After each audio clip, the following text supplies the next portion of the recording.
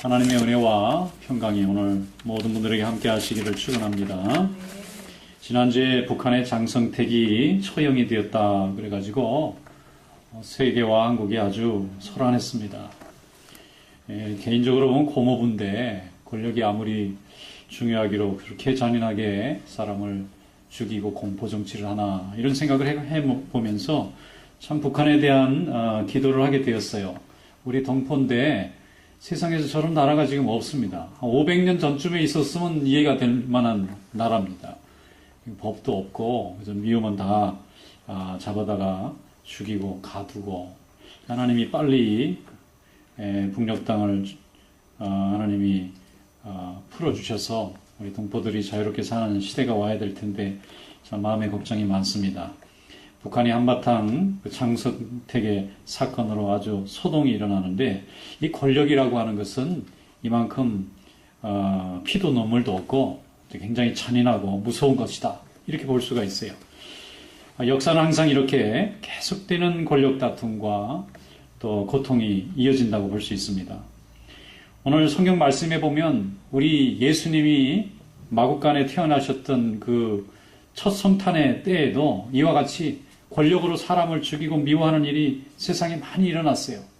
예수님 때는 우리가 성탄절 스토리를 듣는 것처럼 낭만적인 세상이 아니었습니다.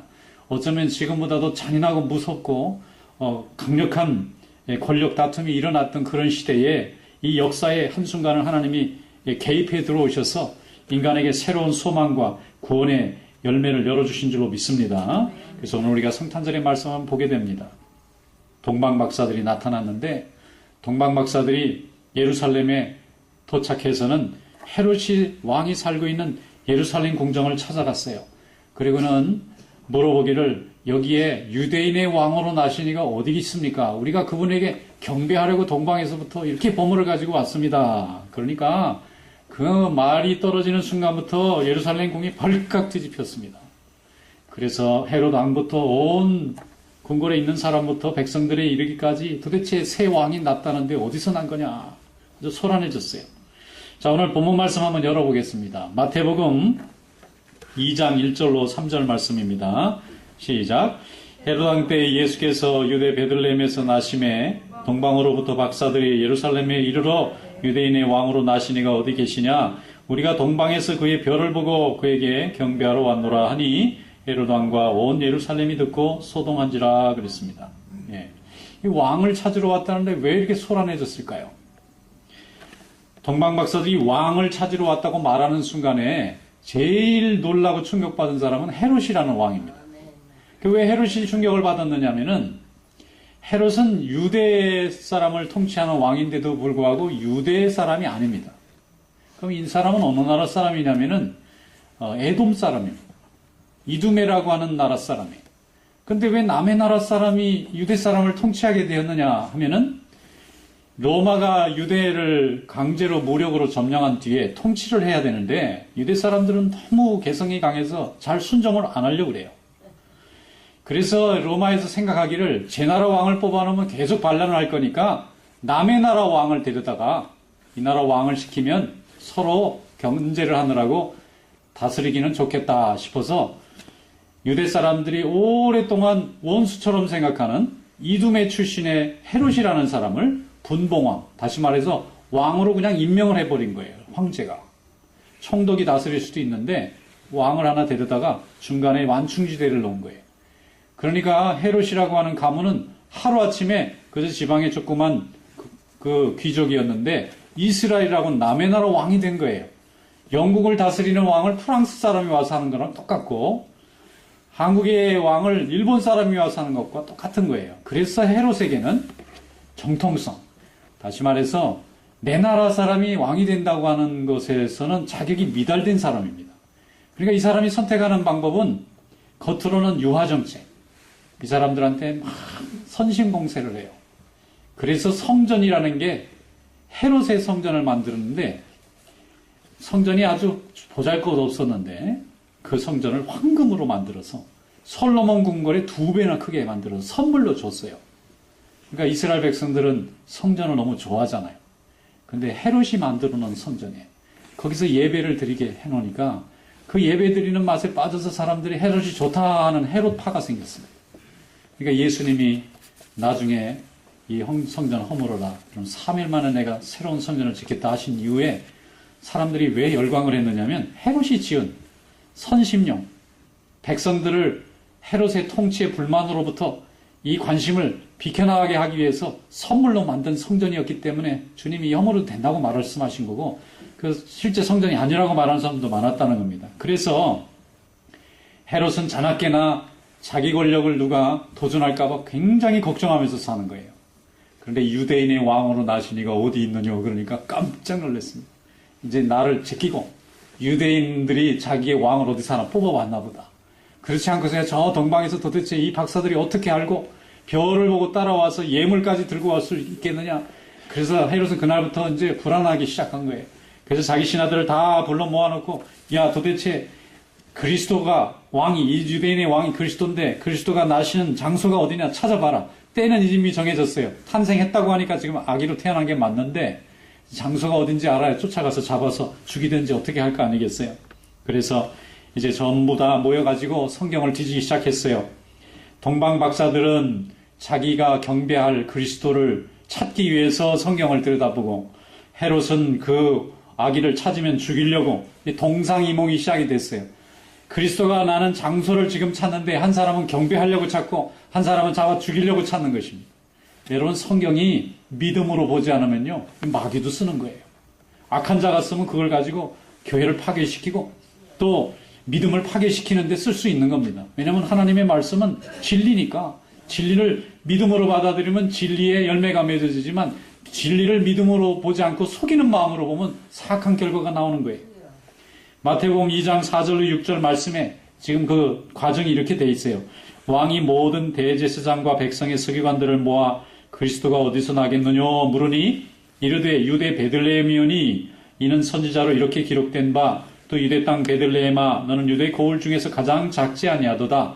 내게서 한 다스리는 자가 나와서 내 백성 이스라엘의 목자가 되리라 하였음이니이다. 이렇게 돼 있어요. 성경을 뒤져보니까 그전에는 뭐 그리스도가 어디서 나는지 누가 나는지 관심도 없었는데 동방 박사들이 나타나서 그 궁에 찾아와서 그 유대인의 왕으로 나시니가 어디 있느냐 이렇게 물어봤기 때문에 큰 소란이 난 것입니다. 어떻게 생각하면 동방 박사들이 철이 없는 건지, 아니면 이 사람이 세상을 완전히 도통을 해서 그냥 어떻게 되든지 자기의 뜻을 이룰 수 있다고 생각하는지, 아니 헤롯 궁에 가지 말고 그냥 백성들한테 좀 물어보면 되잖아요. 그러지 않아도 어떤 왕이 또 날까봐 날마다 발도 못 뻗고 무서워서 자기 권력으로 공포정치를 하고 있는 그 헤롯이라는 왕을 찾아가서 왕이 어딨냐고 물어보면 이 왕이 얼마나 화가 나서 그 말하는 사람을 죽이려고 하겠어요. 그러니까 이 동방 박사들이 말이죠, 이 유대 땅에 이렇게 왔는데 그동안 동방에서부터 별이 쭉 인도에 왔다는 거예요. 그 전하는 전설에 의하면 본래는 셋이 아니고 넷이었다 그래요. 근데 넷인데 너무 이 사람이 착해가지고 불쌍한 사람을 보면 못 도망가, 못 지나가는 거예요. 다른 사람은 야 빨리 가야 된다 그러는데 그 불쌍한 사람 도와주다가 나중에 예수님을 십자가 못 박힐 때 만났다, 그런 얘기도 있더라고요.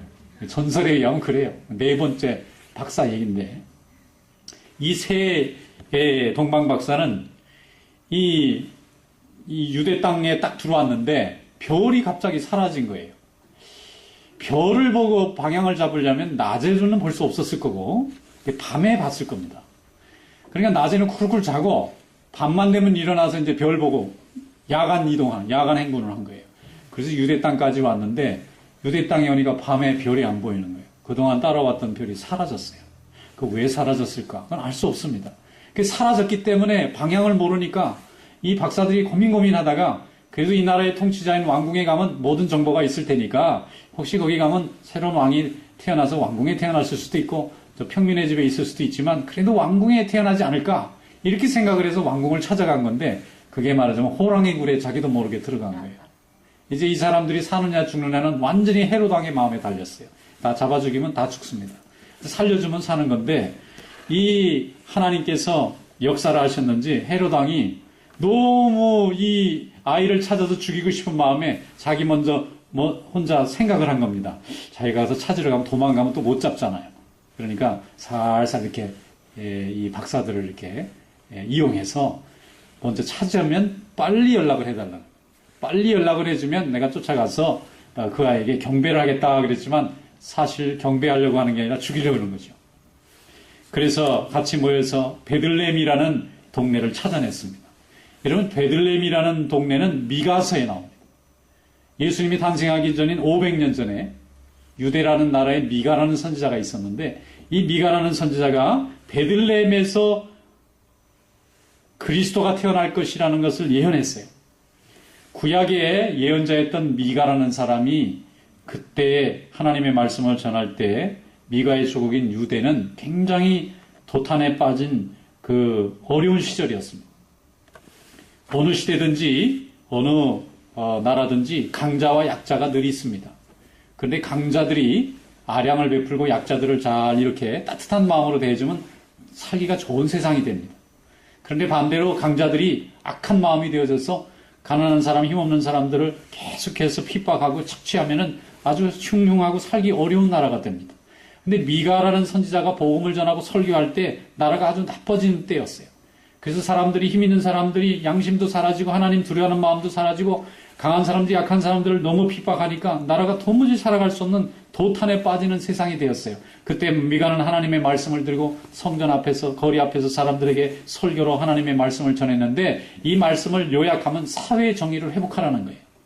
하나님이 이 세상에 우리가 많은 백성들을 내려줬지만 이 시대에는 사회적으로 강자와 약자의 이 사이의 갈등이 너무 크고 도덕적으로 너무 타락을 했기 때문에 하나님이 심판하실 거니까 빨리 회개하고, 강자는 강자의 아량을 가지고 약자를 돌보고 약자들도 자기 일을 열심히 해서 나라가 잘 살아가도록 그렇게 하라, 그렇게 복음을 전했는데, 그때 전한 그 복음의 말씀 중에 오늘 미가서에 있는 이 5장의 말씀이 들어가 있는 거예요.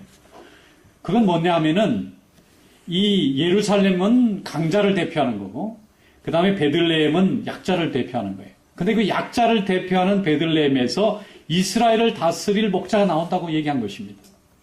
그것은 이 세상의 중심이라고 말하는 권력을 가진 사람들이 모여있는 예루살렘뿐만 아니라 하나님은 약한 사람들이 살고 있는 베들레헴 같은 그런 시골에서도 하나님이 함께 하셔서 거기에서 하나님을 믿는 사람들을 높이시고 하나님이 보호하신다고 하는 그런 메시지인 줄로 믿습니다. 그러니까 미가 선지자의 내용은 심플했어요. 강한 자들이여 약한 사람 너무 무시하지 말아라. 지금은 너희들이 강한 것 같아도 하나님이 역사하시면 약한 자가 강자가 될 수 있고, 강한 사람이 오히려 무너져서 약자가 될 수 있으니까 강할 때에 하나님을 두려워하고 너희 형제들을 불쌍히 여기고 그들에게 아량을 베풀어야 된다, 그렇게 말씀하면서 베들레헴 같이 가난하고 못 살고 작은 동네에서도 하나님이 역사하시면 큰 그리스도의 왕 같은 다스리는 자가 나올 수 있을 거다 하고 예언한 것입니다. 그리고 사실 베들레헴은 다윗 왕의 고향입니다. 다윗 왕이 거기서 자라서 왕으로 부름을 받았어요. 다윗이 거기서 목동으로 있을 때는 아무도 거들떠보지 않는 그저 평범한 사람이었습니다. 형님도 위에 7명이나 있었고 막내였어요. 그래서 들판에 나가서 목동으로 양이나 치고 또 들판에서 짐승들하고 그저 그냥 편안하게 살아갔던 아주 평범한 사람에 불과했습니다. 아무도 그가 권력을 가질 거라고 생각하지도 못했어요. 그런데 하나님이 사울 왕이 교만해져서 하나님의 뜻을 거역하니까 그의 왕을 내려놓게 만드시고, 평범하지만은 하나님을 진심으로 잘 섬겼던 다윗을 하나님께서 기름 부어서 왕으로 세워주신 줄로 믿습니다. 미가 선지자는 이걸 기억하라는 거예요. 이 시대에 많은 사람들이요, 이 세상에 아무리 강하고 힘이 있다 해도 하나님이 복수 주시지 않으면 그걸 지킬 수가 없고, 이 세상에 아무리 약한 사람이라 할지라도 하나님이 역사하시면 하나님이 왕과 같이 사용하시니까 모두 다 겸손한 마음으로 이웃을 불쌍히 여기고 하나님이 주신 은혜를 늘 감사하면서 살아야 된다고 말씀한 이 미가서의 예언 속에 바로 베들레헴이 나왔던 것입니다. 그래서 우리 아기 예수 그리스도도 바로 그 베들레헴에서 탄생하신 거예요. 예언이 마치 약속이 나온 것처럼 본래 거기 살던 분도 아닌데 우연히 총독이 호적 등록하라고 그러니까 만삭의 몸을 이끌고 억지로 갔던 거기에서 아이만 낳고 금방 나왔잖아요. 근데 태어나기는 정말 베들레헴에서 태어나게 돼버린 것입니다. 여러분, 하나님은 지금도 우리에게 이렇게 간섭하시고 은혜를 내려주시는 줄로 믿습니다. 그러니까 이 헤롯이라는 왕이 얼마나 무서웠겠어요. 자기가 왕을 지금 불안한 가운데 하고 있는데 유대인들이 옹립하는 새로운 왕가의 자손이 태어난다고 하니까 그 왕을 죽여야 되겠다고 생각하고 무서워서 계속해서 그 두려운 마음으로 더욱 공포 정치를 했던 것입니다. 여러분, 이 세상은 이처럼 항상 예수 그리스도를 오해하고 미워해 왔습니다. 그래서 우리가 예수를 믿게 되면 우리도 미움받을 수가 있어요. 그래서 우리가 미움받고 세상에서 핍박을 받을지라도 환난이 있을지라도 우리가 하나님을 믿고 믿음 안에서 진리를 행하면 우리가 하나님 앞에 쓰임받는 귀한 인생, 축복받는 인생이 될 줄로 믿습니다. 오늘 6절 말씀에 보면 내게서 한 다스리는 자가 나와서 내 백성 이스라엘의 목자가 되리라 그랬어요.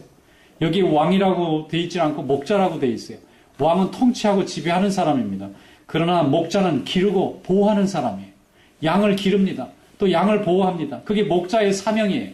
심지어는 목자가 그 사나운 짐승떼들로부터 자기의 양떼를 지키기 위해서 생명을 걸기도 합니다. 우리 예수님은 이 땅에 오셔서 사망과 같은 이 죄악 속에 사는 우리를 불쌍히 여겨주시고 우리를 복음으로 길러주시고 또 사랑으로 은혜로 길러주신 줄로 믿습니다. 그리고 우리에게 영생과 구원을 주시기 위해서 하나밖에 없는 자기의 목숨까지 십자가에서 다 내주신 참 목자이신 줄로 믿습니다.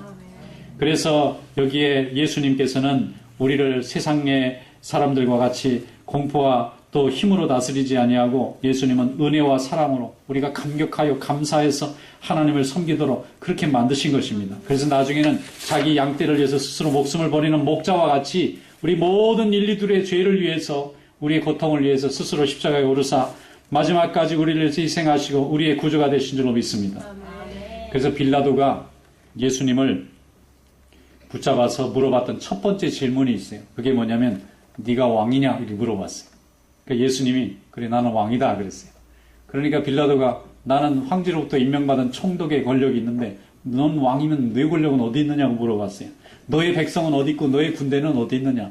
너의 군대와 너의 백성이 있는데 네가 왜 이렇게 잡혀왔느냐? 이렇게 빌라도가 예수님에게 물어봅니다. 그러니까 예수님이 그때 하신 말씀이 내가 왕인 것은 맞으나 내 나라는 이 땅에 속한 것이 아니니라 그랬어요. 내 나라는 하늘에 속해 있느니라 그랬어요. 그러니까 빌라도가 그걸 이해를 못했잖아요. 그래서 그냥 불쌍한 사람, 또 그저 그냥 잘 모르는 착한 사람으로만 생각한 것입니다. 여러분, 로마 시대에 교회를 많이 박해를 했습니다. 그런데 박해받은 이유가 뭐냐면 다른 왕을 섬긴다는 거예요. 로마에 있는 모든 백성은 로마의 황제만 섬겨야 되는데 이 예수 믿는 사람들은 황제를 섬겨야 되는데 그 섬겨야 될 그 마음을 예수님을 왕으로 섬긴다고 하는 죄 때문에 400년이 넘도록 핍박을 했어요. 심지어는 많은 사람들이 박해로 죽어갔습니다. 만약에 저들이 섬기는 저 왕이 대단한 힘이 있어서 이 로마를 힘으로 전복시키고 우리 로마를 무너뜨리면 어떡하나 싶어서 예수 믿는 사람만 나타나면 다 잡아 죽이고 박해하고 그렇게 핍박을 했습니다. 그렇게 400년 핍박해 보니까 아무것도 아닌 거예요. 예수 믿는 사람이 구하고자 하는 왕은 세상의 왕과 다르고 예수 믿는 사람들이 세우고자 하는 나라는 세상의 나라와 다른 것입니다. 이 땅의 왕들은 권력과 통치를 위해서 하지만 우리는 영생과 구원을 위해서 하나님을 믿는 줄로 믿습니다. 우리 마음속에 천국이 이루어지면 하나님 나라에서 천국이 이루어지고 내 마음속에서 풀면 하늘에서 풀리는 그런 생명의 축복인 줄로 믿습니다. 그걸 나중에 이 로마 제국이 이해를 했어요. 그래서 430년이 지난 후에 예수 믿는 것이 내 나라의 해가 되는 것이 아니라 내 백성들을 더 축복하고 내 백성들을 더 아름답게 만들고 그렇게 함으로 나라도 더 잘 살게 되는구나 깨닫고 로마가 기독교의 박해를 중지하고 다 자유롭게 믿을 수 있도록 만들었어요. 그런데 400년이 넘게 걸렸어요. 그 기간에. 여러분, 예수 믿는 것은 역사와 현실 속에서 결코 쉬운 일이 아닙니다. 어느 문화권이나 어느 제도권이나 어느 공동체에 들어가든지 예수 믿는 믿음은 들어가면 핍박을 받게 되어 있어요. 왜냐하면 섬기는 대상이 다릅니다. 이 세상의 모든 사람들이 믿는 규범을 뛰어넘습니다. 이 세상에 갇힌 가치를 추구하는 것이 아니라 열린 가치를 추구합니다. 이 세상에 눈에 보이는 현상만 추구하는 것이 아니라 보이지 않는 초월을 추구합니다. 또 이 세상에 보는 눈에 보이는 어떤 모습만 보는 것이 아니라 우리의 신비를 또 초월합니다. 그렇게 하기 때문에 이 세상에 어느 곳에 가든지 예수 믿는 사람들은 항상 핍박의 대상이 되고 오해의 대상이 되고 때로는 멸시를 받기도 합니다. 그러나 이것이 진리이기 때문에 반드시 이기게 하시는 줄로 믿습니다. 진리는 지지 않습니다. 항상 이깁니다. 하나님이 우리를 창조하신 것도 진리고 우리가 예수 믿으면 구원받고 천국에 가는 것도 진리입니다. 이 진리를 가지고 있으면 어떤 핍박과 어려움이 있어도 결국은 하나님이 우리를 승리하게 해주실 줄로 믿습니다. 섬기는 대상이 다른 것입니다. 우리가 세상을 섬기는 것이 아니라 하나님을 섬기는 것입니다. 하나님이 우리를 창조하시고 우리의 주인이 되신 것을 믿고 고백할 때에 하나님은 우리를 통해서 세상을 구속하시고 새롭게 만드시고 변화시켜 나가실 줄로 믿습니다. 어떤 예수 믿는 아가씨가 시집을 갔는데 예수 안 믿는 불신 가정에 시집을 갔습니다. 그런데 모두가 다 제사드리고 심지어는 굿도 자주 하는 그런 집안에 갔어요. 그러니까 이 부인이 얼마나 힘들겠어요. 결혼해서 갔는데 자기는 평생 어릴 때부터 교회 다니고 세례받고 교회에서 성가대도 하고 찬양대도 하고 반사도 하고 봉사도 많이 하고 날마다 성전에서 사는 게 자기의 삶이었는데 이 삶을 송두리째 바꾸려니까 얼마나 괴로웠겠어요. 그러니까 날마다 집에서 눈물로 기도하면 아무도 못 가게 하고 핍박만 합니다. 그러니까 눈물로 날마다 몰래 예배당 갔다 오면 그걸 또 숨겨야 되니까 얼마나 괴로웠겠어요. 근데 이제 아들도 잘 낳고 또 남편의 사랑도 받고 잘 이렇게 집안에서 커져가는데 날마다 이 부인의 기도는 온 가족들이 예수 믿고 하나님의 참된 구원을 경험하는 것을 날마다 기도했어요. 그런데 어느 날 갑자기 3살 먹은 아들이 열병에 걸렸습니다. 열이 나서 하루쯤 지나가면은 낫겠지 했더니 이튿날도 열이 안 내려가고 그 다음 날도 안 내려가고 일주일 동안 머리가 펄펄 끓는 것 같아요. 그래서 병원에 데리고 갔다고 합니다. 이제 제가 부흥회 때 들은 말씀이에요. 가는데 의사도 잘 모르겠다는 거예요. 얘가 왜 이렇게 열이 안 내려가는지. 그러니까 너무 이제 열이 많이 계속 고열이 되면은 나중에 다 지장이 오잖아요. 기도 잘못될 수 있고 눈도 잘못될 수 있고. 그래서 집안에서 큰 걱정이 되었어요. 그래서 아무리 애를 써도 잘 안 됩니다. 그래서 온 집안 식구들이 그러지 않아도 미운 며느리 하나 들어가지고 예수 믿는 게 하나 들어가지고 우리 집안 종손 하나 죽겠다 생각해가지고 이거 이러면 안 된다고 그래서 큰 구슬을 하기로 했어요. 그래서 사람들이 다 모이는데 이 엄마는 얼마나 마음이 답답하고 억울하겠어요. 자기는 열심히 기도로 아이를 키우고 있는데 집안에서는 저 며느리가 교회를 다니기 때문에 우리 집안에 이렇게 애기 온다. 그래가지고 지금 자기를 막 다 온 가족이 다 미워하는 거예요. 그러니까 뭐 어떻게 해명할 수도 없고 뭐 보여줄 수도 없고 그래서 이제 무당이 오고 저녁에 이제 온 가족들이 집안에 모여가지고 이제 큰 구슬하게 되었는데 열이 펄펄 끓는 아이는 또 병원에서 데리고 나와가지고 아랫목에 앉혀놓고 집안 사람들이 지금 구슬 준비하느라고 그냥 와글와글 한 거예요. 그런데 이 어머니가 옆에서 기도하면서 아이를 데리고 있다가 결심을 했어요. 아이를 끌어안고 뒷문으로 도망갔어요. 그래가지고 이 아이를 들고 막 도망을 가니까 쫓아왔을 거 아니에요. 어디로 가느냐면 교회로 막 도망갔어요. 교회로 갔더니 마침 이제 교인들이 계시는 거예요. 목사님도 계시고 장로님도 계시고 권사님도 계시고 자초지종을 예지하니까 모두 다 통성으로 열심히 기도해 줬습니다. 하나님 아버지 이 사랑하는 딸이 믿음을 지키게 하시고 승리하게 해주시고 이 아이가 지금 열이 내려가게 해주십시오. 이렇지 않으면 하나님 영광을 돌릴 수가 없습니다. 그러면서 전부 열심히 기도했어요. 아니나 다를까 나중에 다 찾아왔는데 다시 집에 갔더니 그날 저녁부터 놀랍게도 아이 열이 쭉쭉 떨어지는 거예요. 그러더니 며칠 후에 아이가 완전히 거뜬하게 일어났어요. 아이가 치유되고 나니까 집안 식구들이 말이 없어요. 이걸 인정해야 되는 건지 인정하지 말아야 되는 건지. 나중에 그들이 다 구원받고 예수 믿은 가정으로 변화받은 줄로 믿습니다. 한 사람이 예수 믿기 위해서는 이런 어려운 시험을 이겨나가야 됩니다. 이 영적인 싸움이에요. 가정마다 우리가 예수 믿는 일이 이렇게 쉽지 않습니다. 여러분 주일날 예배당에 오신 것 승리하신 줄로 믿습니다. 우리가 교회 못 나게 하려고 얼마나 많은 방해가 있었겠습니까? 우리는 모르지만 어떤 분은 열심히 차 타고 다 펑크가 나가지고 예배를 놓치는 분도 있는데 너무 속상해하는 거예요. 내가 예배 드릴 일주일간 기다렸는데 필히 못 오다가 펑크가 나는. 그 다음에는 좀 일찍 오는 거예요. 또 예배 오려고 그러면 집에 꼭 무슨 어려운 일이 생겨서 또 못 오는 분도 있어요. 근데 여러분 거기서 지면은 다시 예배 못 드립니다. 열심히 그때 더 열심히 주님을 사모하고 나는 주님을 이렇게 사랑한다고 보여주면요 마귀가 물러나게 될 줄로 믿습니다. 모든 사람들의 마음이 우리를 예배드리는 일에 함께 동의하고 따라오고 함께 하나님께 예배하는 축복이 있을 줄로 믿습니다. 예수님이 광야에 나가서 마귀에게 시험을 받았는데 40일간 금식한 후에 마귀가 찾아왔어요. 여러분 하루를 굶어도 꼬르륵 소리 나고요. 사흘쯤 되면 정신이 말똥말똥한데 몸이 안 움직입니다. 근데 이게 열흘도 아니고 20일도 아니고 40일쯤 밥을 안 먹으면요 사람이 육체가 안 느껴진다 그래요. 거기서 더 굶으면 죽습니다. 심장이 멎어요. 그때 마귀가 찾아왔습니다. 그래서 예수님에게 유혹을 하잖아요. 돌을 가지고 떡을 만들어 보라는 거예요. 그리고 높은 데서 뛰어내려서 능력을 보여보라는 것입니다. 또 자기에게 저런 세상의 최고의 왕의 권력을 주겠다는 거예요. 근데 예수님이 그걸 가지고 왜 잘못됐는지 설명하지 않으셨어요. 그냥 말씀으로 너의 하나님을 시험하지 말라. 그것으로 끝납니다. 그러니까 마귀가 더 대화가 안 되니까 물러나는 거예요.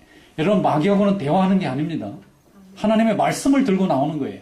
그 설득하면 내가 설득을 당하게 되어 있어요. 믿음은 논리로는 설명할 수 없는 능력에 속한 것이기 때문에 여러분의 능력을 보여주시기를 축원합니다. 그러면 논리로 우리를 넘어뜨리려고 하면 막 물러날 수밖에 없습니다. 핍박 없는 믿음은 없습니다. 늘 핍박도 있고 오해도 받습니다. 그런데 그럴 때일수록 하나님은 우리에게 믿음을 더 뜨겁게 만들어주시는 기회를 주시는 거예요.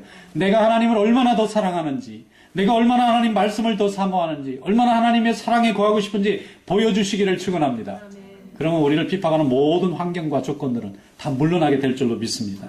하나님의 나라는 항상 세상으로부터 미움받으면서 이 세상에 왔습니다. 그러나 그 하나님의 그 나라는 모든 사람들을 축복으로 이끌었고 지금도 많은 사람들에게 소망과 기쁨이 되었습니다. 천국은 너무나 복되고 귀한 것이라서 우리가 차마 포기할 수 없는 귀한 것입니다. 세상의 모든 것을 다 버리고도 차지할 만한 가치가 있는 것이에요. 마태복음 13장 44절에 주님이 이렇게 말씀하셨어요. 천국은 마치 밭에 감춘 보화와 같으니 사람 이를 발견한 후에 숨겨두고 기뻐하며 돌아가서 자기의 소유를 다 팔아 그 밭을 샀느니라 그랬어요. 여러분, 하나님 앞에 나오는 이 믿음이 세상의 모든 소유를 다 팔아서 사고 싶은 그런 보화 같은 그런 귀한 밭이 될 수 있기를 축원합니다. 하나님은 우리의 중심이 되시고 우리의 모든 것입니다. 하나님은 우리의 가진 모든 것의 최고십니다. 그래서 그런 하나님을 선택하기 위해서 세상의 것을 포기해도 아깝지 않을 때에 우리가 참 믿음의 사람이 된 줄로 믿습니다. 교회에 잘 나오고 믿음 생활 잘 하려면요, 세상 사랑이 없어져야 됩니다. 세상의 인정 포기해야 됩니다. 세상의 칭찬, 세상의 즐거움 던져버려야 합니다.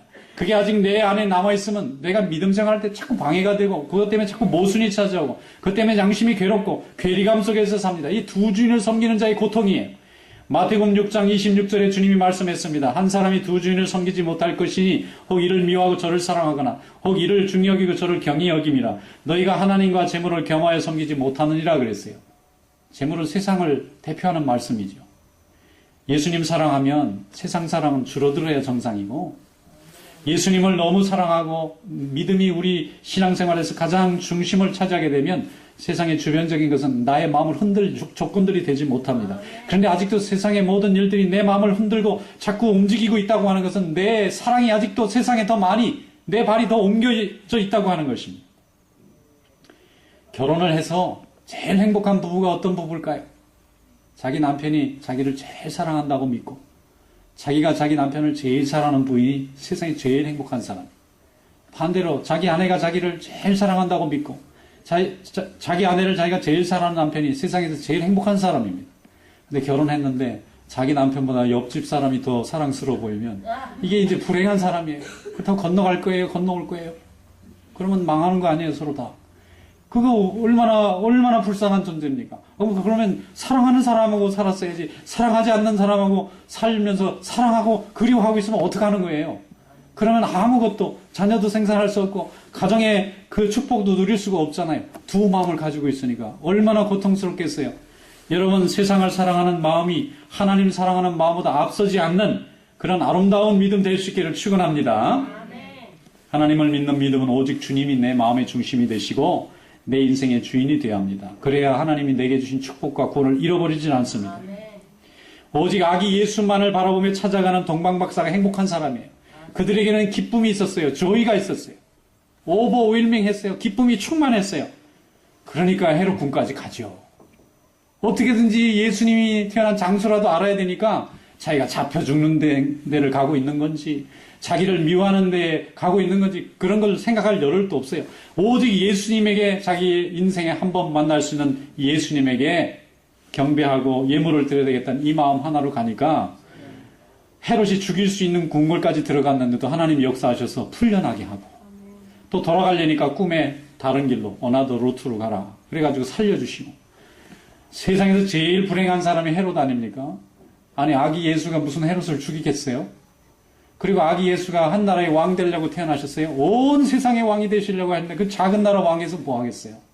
근데 이 헤롯이 지 경쟁자인 줄 알고 저렇게 발을 동동 구르면서 밤잠 못 자면서 그 아기 예수가 큰 무슨 권력이나 지닌 것처럼 허망된 과대 망상을 해서 나중에는 두려우니까 베들레헴 지경에 3살 아이 애들을 다 죽였잖아요. 이게 무슨 어처구니 없는 어리석은 짓이에요. 여러분, 참된 은혜는 마음이 하나가 돼서 하나님을 온전히 섬길 때에 이루어지는 줄로 믿습니다. 주님을 사랑하면 사랑하는 마음으로 충만한 삶이 되시기를 축원합니다. 성탄절기에 감사와 기쁨이 충만하면 우리의 기쁨이 됩니다. 그러나 성탄절이 하나님이 우리에게 주신 기쁨인데 늘 고민하고 절망하고 화가 나 있고 너 두려워하고 살면 이 성탄의 기쁨이 없는 것입니다. 성탄절에 제일 좋아하는 사람이 누구냐면은 산타 할아버지 기다리는 아이들이 제일 좋아요. 야, 언제 또 선물을 줄래나. 그걸 믿어요. 어린아이와 어린아이 아닌 것을 구분하는 그 기준이 있더라고요. 저도 배웠어요. 산타가 진짜 있다고 리얼하다고 믿으면 아직 어린아이고, 산타는 맺는 거야. 그걸 깨우친 순간부터 어른이 돼버려요. 근데 아직도 산타가 있다고 막 확실히 믿고 아니라 그러면 막 울기까지 믿는 아이들이 있어요. 행복한 성탄절을 보내는 아이들. 이러면 깨지 마세요. 얼마나 좋아요. 여러분, 이 세상에 주님을 사랑하는 성도 될 수 있기를 축원합니다. 예수님이 나에게 축복하시고 나를 위해 오셨다는 사실을 믿고 의지하는 사람, 하나님이 복을 주시는 사람인 줄로 믿습니다. 세상이 아무리 춥고 아무리 혹독해도 내 안에 주님을 모시고 사는 사람에게는 날마다 기쁨과 감사가 충만한 줄로 믿습니다. 어떤 사람이 아주 구두쇠로 살다가 성탄절 이브에 잠이 꼴깍 들었는데 어릴 때의 자기의 순수했던 모습을 보게 됐어요. 그래서 아침에 일어나서 회개하고 그동안 구두쇠짓 하던 거 다 포기하고 그날부터는 막 그냥 베푸는 사람이 됐어요. 그래가지고 아름다운 해피엔딩의 인생이 됐는데 그 사람이 누구냐? 스크루지 아저씨예요. 여러분, 이 세상은 하나님의 말씀과 은혜를 체험하면 우리 마음속에 감사와 기쁨이 충만한 그런 성탄의 기쁨이 오는 줄로 믿습니다. 이 귀한 성탄의 절기에 여러분 마음속에 기쁨이 충만해서 하나님 앞에 영광 돌리고 기쁨이 충만한 복된 삶이 되시길 축원합니다. 빌립보서 4장 4절 5절에 말씀합니다. 주 안에서 항상 기뻐하라. 내가 다시 말하노니 기뻐하라. 너희 관용을 모든 사람에게 알게 하라. 주께서 가까우시니라. 우리 예수님이 가까이 오셨어요. 여러분 기뻐하시고 마음껏 선을 베풀어 주시고 모든 사람에게 관용을 베풀 수 있는 그런 복되고 아름다운 삶이 되시기를 주님의 이름으로 축원합니다. 기도하겠습니다. 감사하시고 은혜가 많으신 하나님 아버지, 오늘 저희들 불러주시고 말씀으로 은혜를 베풀어 주셔서 감사합니다. 저희들 이 성탄의 절기에 주님의 뜻을 받들어 많은 사람들에게 사랑과 기쁨을 증거하는 귀한 종들이 되게 하여 주시옵시고 우리 삶 가운데 성탄의 기쁨이 풍성하게 채워질 수 있도록 주님 주장하여 주시옵소서.